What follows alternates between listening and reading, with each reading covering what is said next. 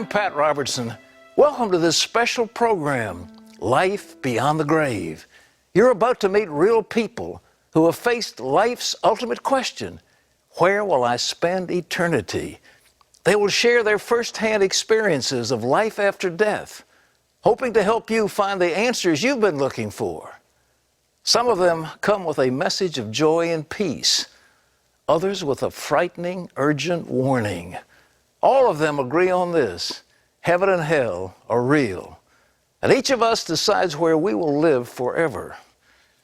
I'd like to introduce you to Colton Burpo.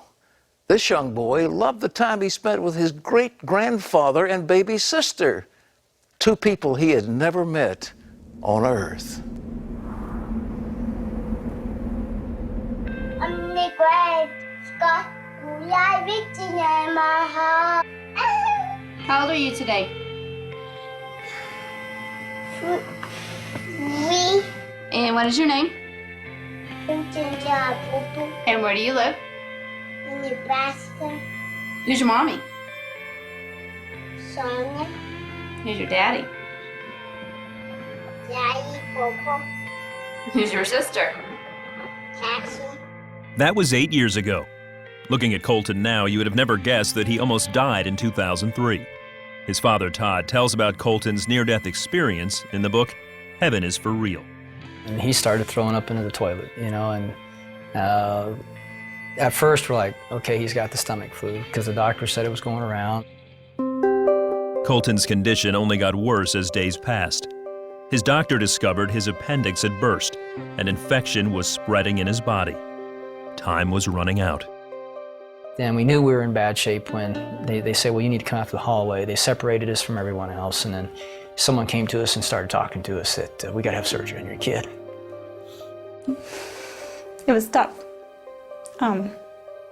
Seeing your boy be lifeless when he was a very vibrant child. And it was at that moment that we were looking at each other. I remember my wife holding Colton in that hallway, just us. He's not even moving. We went to the surgery prep area, and I remember them hauling him away and him just yelling at me, "Daddy, don't let him take me. Daddy, don't let him take me." And I went back to the pre-op room where we had left some stuff, and I was finally alone, shut the door, and I just broke down and I was mad at God. I just frustrated, fed up. And I remember telling him, I said, "God, after all I've done for you, and now you're gonna take my kid? This is how you treat your pastors?" And I was calling our prayer chain. I was calling anybody that would be on the other line to get Colton on the prayer chain because it was bad. We were there in the waiting room for an hour and a half, maybe. Then I remember the nurse coming out. "Is Colton's daddy out here?" I'm like, "Yeah, well, Colton's in recovery and he's screaming for you." And I'm sitting there with him. And I remember my son in that room then looking up at me and goes, "Dad, do you know I almost died?" And my first thought was, maybe he overheard the nurse say that, or maybe they thought he was under anesthesia, and he wasn't. But it wasn't till 4 months after we got out of the hospital that we finally listened to our son. And that's where I got to see heaven. No, Jesus and some angels came and flew me up to heaven. And I said, "So Colton, what did Jesus look like?" I knew that the first person I saw was Jesus. He was wearing white robes with a purple sash, and he just came down nicely and gracefully. "Well, Dad, Jesus has markers. Dad, Jesus has markers." I didn't know what he meant. So I finally asked the right question. "Colton, where are Jesus' markers?"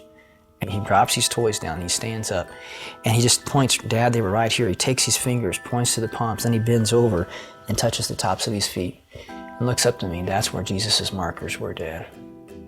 When I was in the throne room of God to start with, so I got to see what that looked like.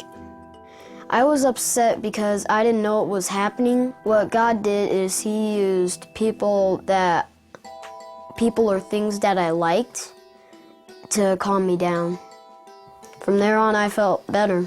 Then one day we're traveling together and he looks up at me and, "Dad, you used to have a grandpa named Pop, didn't you?" I'm like, "Yeah, he's really nice."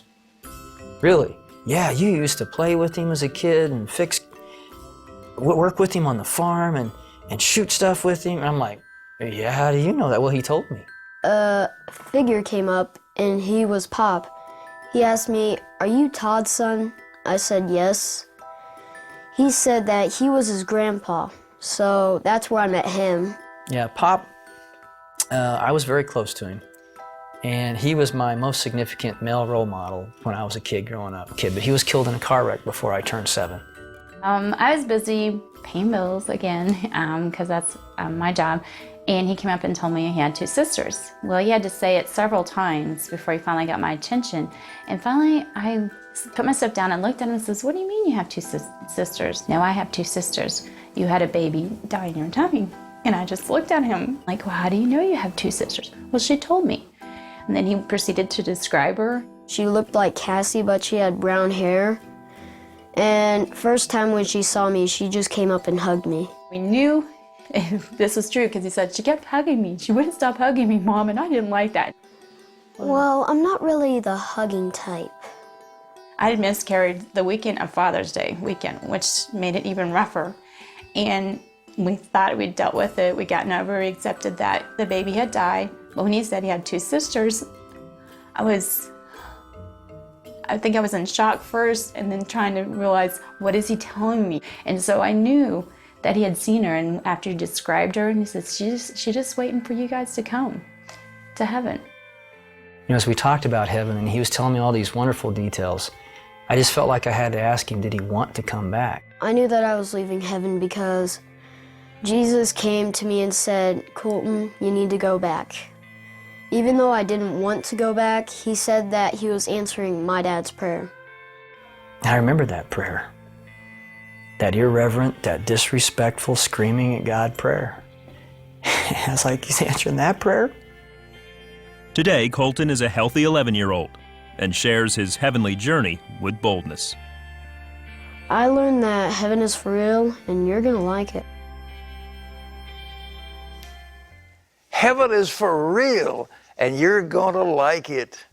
What does the Bible tell us about heaven? You know, when Jesus was on the cross, there were 2 thieves on either side of him, and one made fun of him.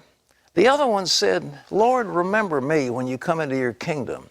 And Jesus said to him, this day, you will be with me in paradise." Paradise. Our minds haven't seen, we can't conceive of it, what paradise is like. The Apostle Paul says in 1 Corinthians, "No eye has seen, no ear has heard, and no mind has imagined what God has prepared for those who love Him." It is beyond anything you can comprehend. But the desire of all of our hearts is to be part of the resurrection and to live in paradise. Jeffrey Thompson describes it as the most beautiful thing he's ever seen, a place of peace beyond description. Well, that's quite a statement coming from a man whose out-of-control stress cost him his life.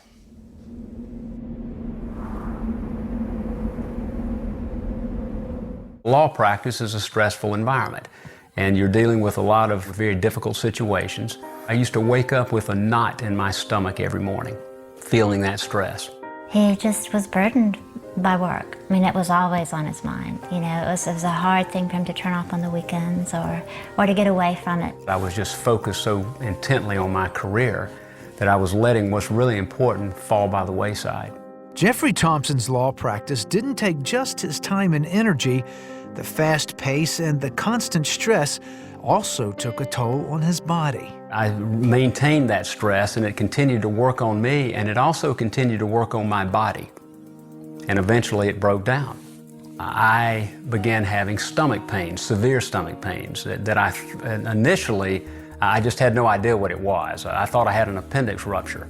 Jeffrey had developed diverticulitis, a painful condition that attacks the intestinal wall. Months of natural treatments had failed, and his condition had become so advanced he needed surgery to remove part of his intestine. But what looked like a textbook operation left him suspended between life and death. And I woke up to a surgeon pulling a sheet off of my stomach. And as I looked down, I knew immediately something was terribly wrong.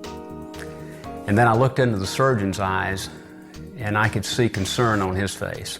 He had been hemorrhaging for almost 24 hours. And they had continually given him blood, but it was hemorrhaging into his abdomen, and they didn't know it, into his stomach. It was frightening. I've never seen anyone so pale, but his lips were just completely white. My internal clock told me that I was getting ready to die, and I only had a few seconds of consciousness left. I reached up to grab my wife. I was just wanting to tell her how much I loved her and tell her that I was getting ready to leave her. And I went to him, and it was right after that I lost him. You know, I could tell he left. He took my hand, and then he was gone. And my life came to my center torso, and I began to rise out of my body up into that room. Everything was going haywire down below me. They were saying, I'm going to lose him. They were doing everything they knew to keep him alive at that point. It looked like it was a disaster going on, but it was the sweetest day of my life. I never had any pain, and I never had any fear. As Jeffrey's spirit hovered above his body, a light appeared. It was the most beautiful thing I'd ever seen. It started in the center of the room toward the ceiling and began to filter out into that room, and I was immediately drawn to it. And as it began to hit objects in that room, color came flooding out like I've never seen before. My senses became enhanced. I could see everything in that room with perfect clarity. There was an entire dimension that we just simply don't see on earth. I've never been more alive than I was at that moment. It was incredible. I suddenly had an overwhelming sense of God's presence, of His love, of His peace, of His joy. The thing that was just so incredible to me is how the maker of this universe, who can make the sun, the moon, and the stars in this earth and us, can come down and hold me and comfort me and love me as if I'm the only person in the universe. And I remember thinking about the prodigal son. That's what came to mind for me, that long-lost son that had gone out and strayed, and he had come back home.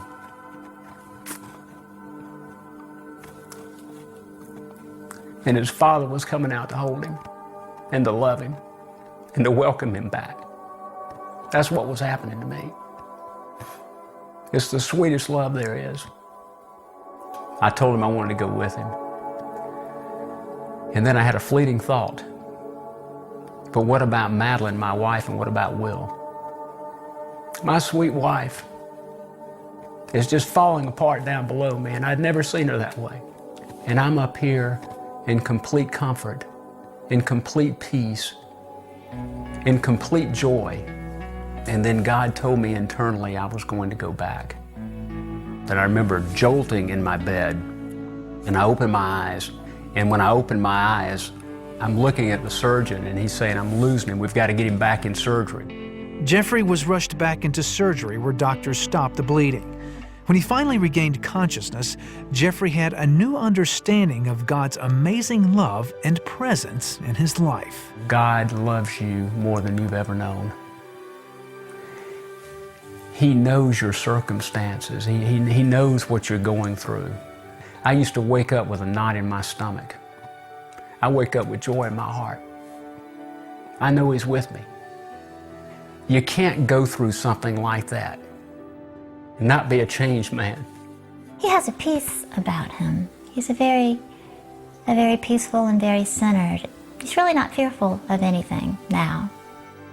Jeffrey's recovery was long and difficult, but the peace, joy, and love of God he found on the day he faced death is now with him in everything he does. There's a peace and a love there like I can't describe to you.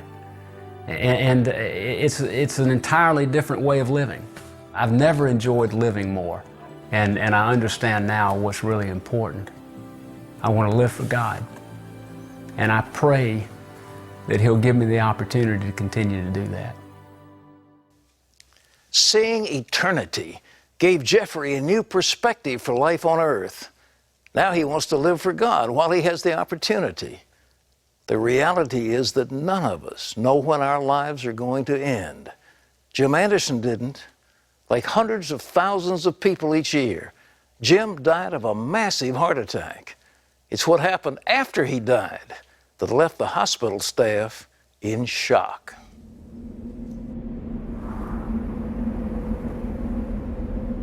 Clear? Clear? I felt like I was fading away. Next thing I knew, off in the distance, I saw white light. Jim Anderson was dying from a massive heart attack. The only signs of trouble came a year earlier, but his doctor called the symptoms stress-related. Jim was working 12-hour days as a supervisor at a wastewater treatment plant. But this time, Jim knew it was much more than stress. I was resting in my bedroom, and all of a sudden I had a crushing pain in my chest, and the pain radiated down the arm, up the side of the neck. Couldn't catch my breath. And I called to my daughter. I said, "You're going to have to get me to the hospital. I'm not going to make it." A balloon catheter was inserted into his artery. He was stabilized and placed on a heart transplant list. But 2 days later, Jim flatlined. I could see everyone rushing into the room, but I couldn't hear the alarms going off. It's like I had gone underwater. The hearing had just faded away. That's when I began to pray. I knew I was dying. It wasn't a scared praying. It was earnest to take care of my family.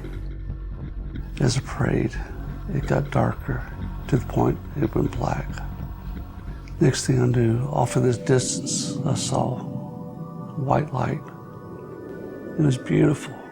Just wasn't blinding, but pure, perfect. As I started to go towards the light, I could see the outer edge of it begin to spiral. And I couldn't figure out what that was, but as I got closer, I could see it was the words of prayers revolving.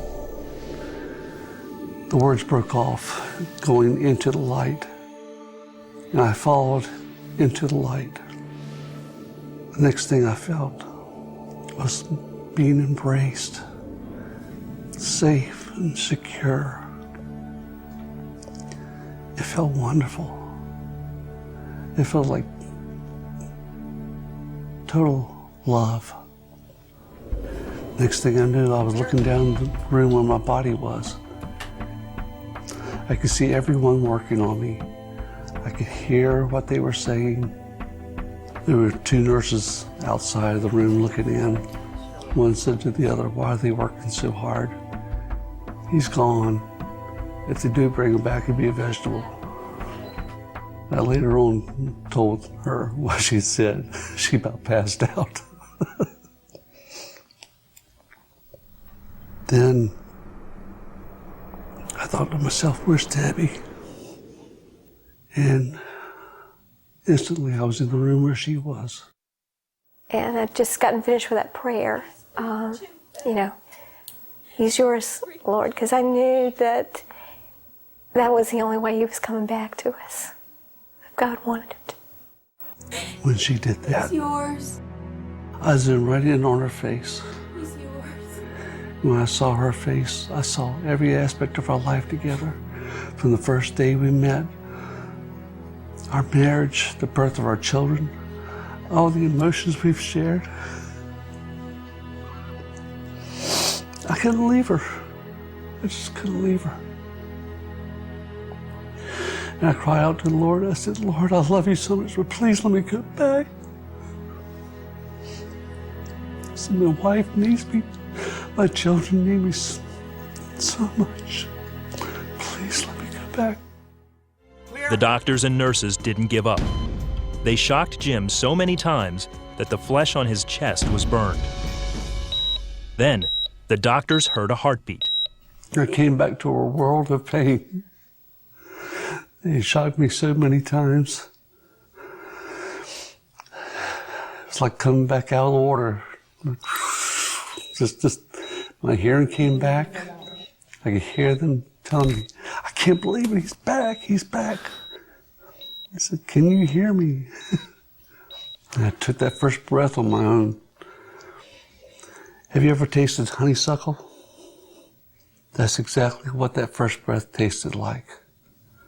It was so sweet, so wonderful. And I just thanked the Lord.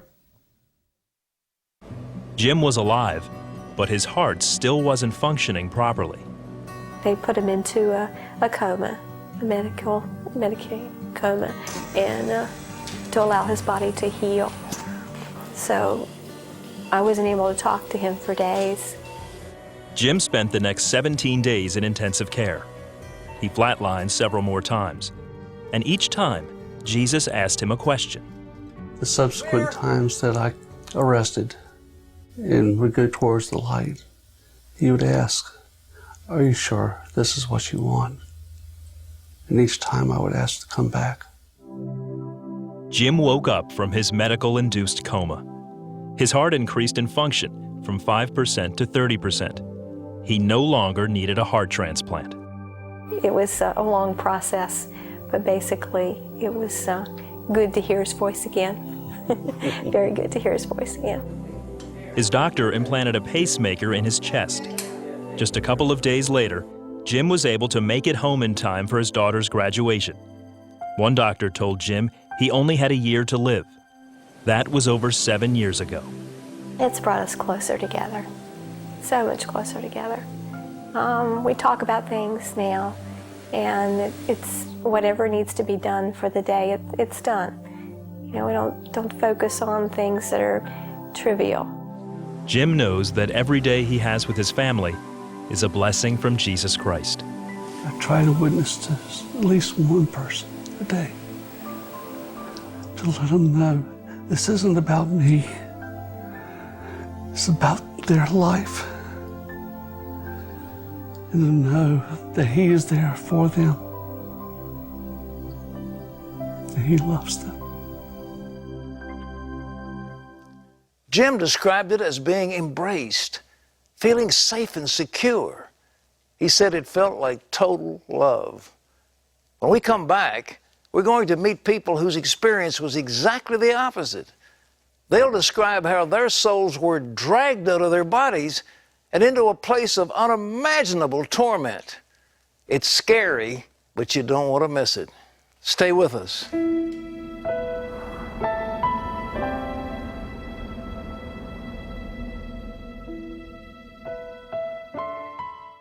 I finally got to the point where there wasn't enough cocaine and there wasn't enough alcohol. Welcome to the 700 Club. They started discussing between the two of them a need to pray for this guy. Call